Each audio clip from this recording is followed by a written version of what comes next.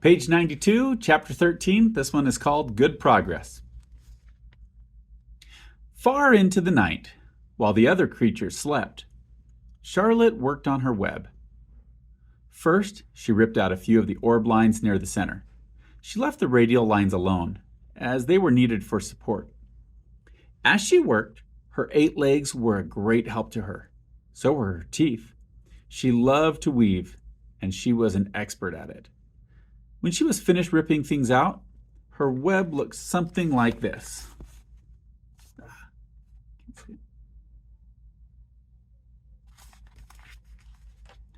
A spider can produce several kinds of thread.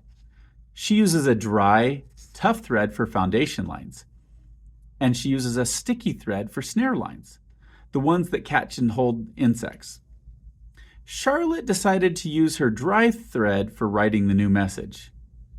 If I write the word terrific with sticky thread, she thought, every bug that comes along will get stuck in it and spoil the effect. Now, let's see. The first letter is T. Charlotte climbed to a point at the top of the left-hand side of the web. Swinging her spinnerets into position, she attached her thread and then dropped down. As she dropped, her spinning tubes went into action and she let out a thread. At the bottom, she attached the thread. This formed the upright part of the letter T. Charlotte was not satisfied, however. She climbed up and made another attachment right next to the first.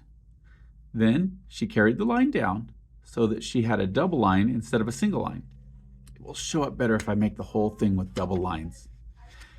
She climbed back up, moved over about an inch to the left, touched her spinnerets to the web, and then carried a line across to the right, forming the top of the T. She repeated this, making it double. Her 8 legs were very busy helping. Now for the E. Charlotte got so interested in her work, she began to talk to herself, as though to cheer herself on. If you had been sitting quietly in the barn cellar that evening, you would have heard something like this. Now for the R. Up we go. Attach. Descend. Payout line. Whoa. Attach. Good. Up you go. Repeat. Attach. Descend. Payout line. Whoa, girl. Steady now. Attach. Climb. Attach. Over to the right. Payout line. Attach. Right now and down and swing and loop and around and around. Now in to the left. Attach. Climb. Repeat. Okay. Easy. Keep those lines together. Now then, out and down for the leg of the R. Payout line. Whoa. Attach, ascend, repeat. Good girl. And so, talking to herself, the spider worked at her difficult task.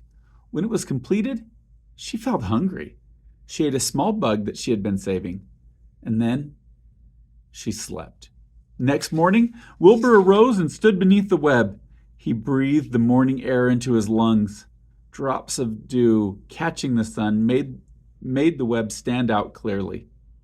When Lurvy arrived with breakfast, there was the handsome pig, and over him, woven neatly in block letters, was the word terrific. Another miracle. Lurvy rushed and called Mr. Zuckerman. Mr. Zuckerman rushed and called Mrs. Zuckerman. Mrs. Zuckerman ran to the phone and called the Arables. The Arables climbed into their truck and hurried over. Everybody stood at the pig pen and stared at the web and read the word over and over, while Wilbur, who really felt terrific, stood quietly, swelling out his chest and swinging his snout from side to side. Terrific, breathed Zuckerman in joyful admiration. Edith, you better phone the reporter on the Weekly Chronicle and tell him what has happened. He will want to know about this. He may want to bring a photographer. There isn't a pig in the whole state that is as terrific as our pig. The news spread. People who had journeyed to see Wilbur when he was some pig came back again to see him now that he was terrific. That afternoon, when Mr. Zuckerman went to milk the cows and clean out the tie-ups, he was still thinking about what a wondrous pig he owned. "Lurvy!" he called. "There is to be no more cow manure thrown down in the pig pen. I have a terrific pig. I want that pig to have clean, bright straw every day for his bedding. Understand?" "Yes, sir," said Lurvy. "Furthermore," said Mr. Zuckerman, "I want you to start building a crate for Wilbur. I have decided to take the pig to the county fair on September 6th, make the crate large, and paint it green with gold letters." "What should the letters say?" asked Lurvy. "They should say, Zuckerman's Famous Pig."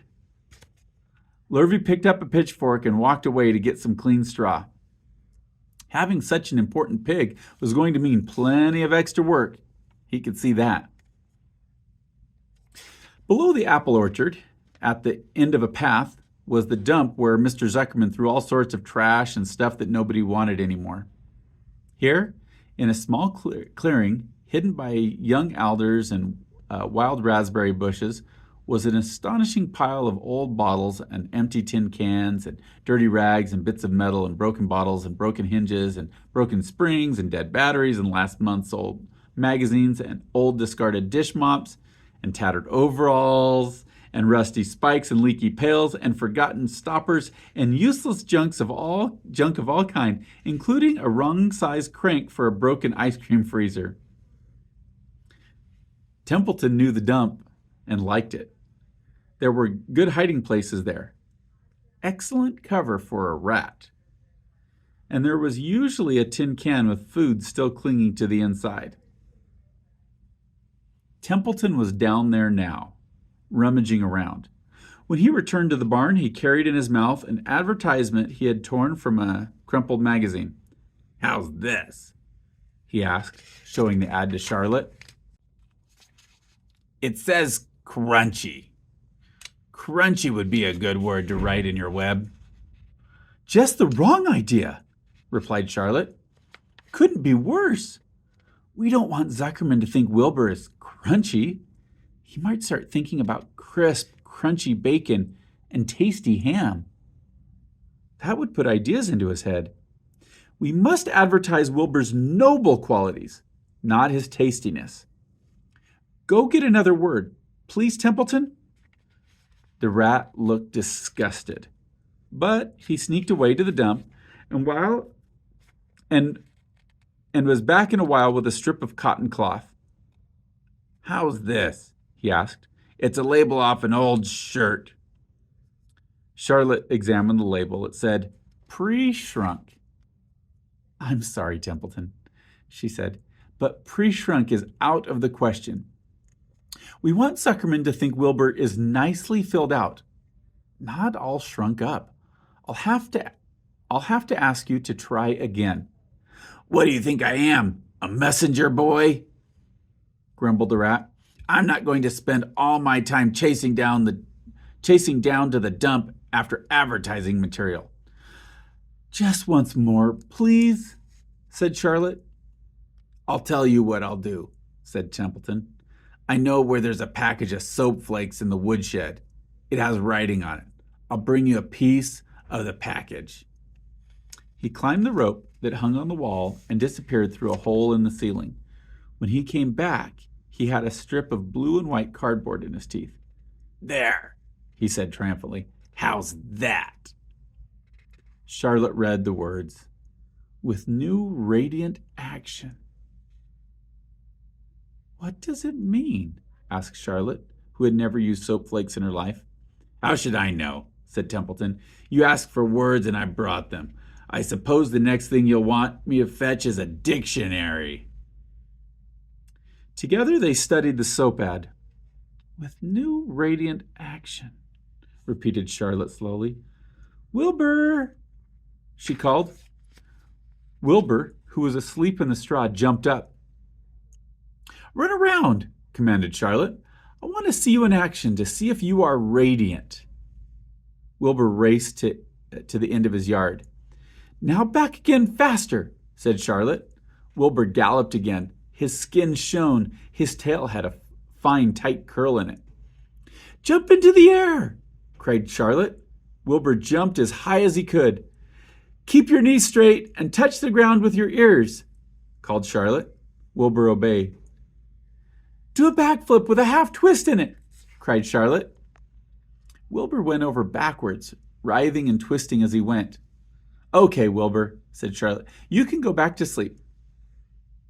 "Okay, Templeton. The soap ad will do, I guess. I'm not sure Wilbur's action is exactly radiant, but it's interesting."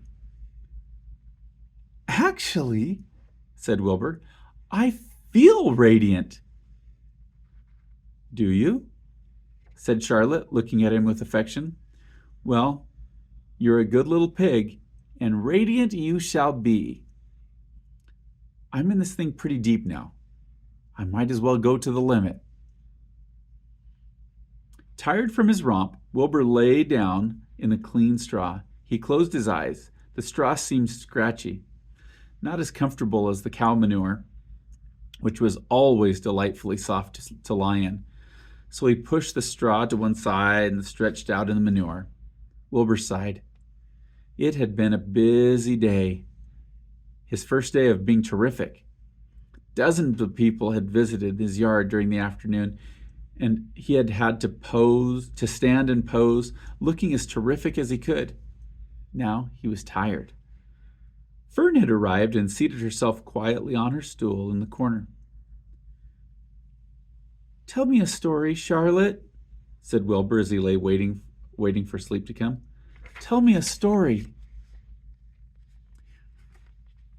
So Charlotte, although she too was tired, did what Wilbur wanted. "Once upon a time," she began, "I had a beautiful cousin who managed to build her web across a small stream.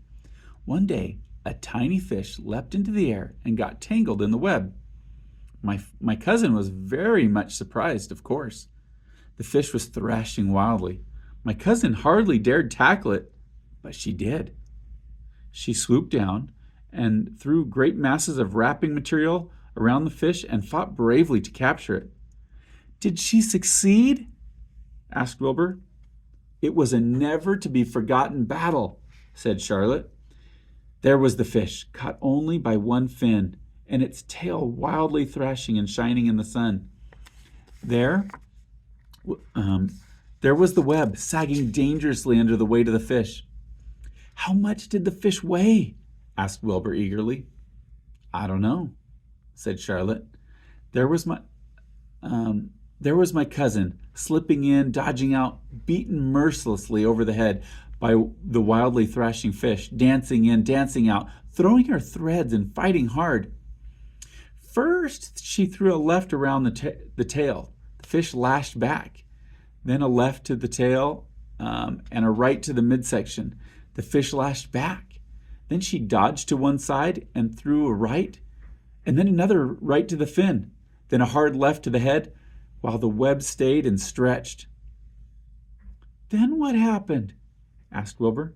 "Nothing," said Charlotte. "The fish lost the fight.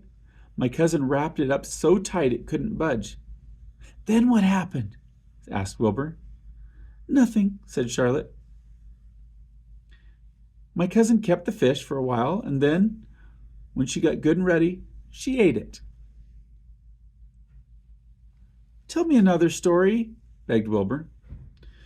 So Charlotte told him about another cousin of hers, who was an aeronaut. "What is an aeronaut?" asked Wilbur. "A balloonist," said Charlotte. "My cousin used to stand on her head and let out enough thread to form a balloon. Then she'd let go and be lifted into the air and be carried upward by the warm wind." "Is that true?" replied Charlotte.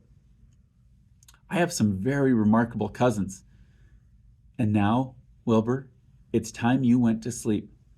Sing something," begged Wilbur, closing his eyes. So Charlotte sang a lullaby, while crickets chirped in the grass and the barn grew dark. This was the song she sang. "Sleep, sleep, my love, my only, deep, deep in the dung and the dark.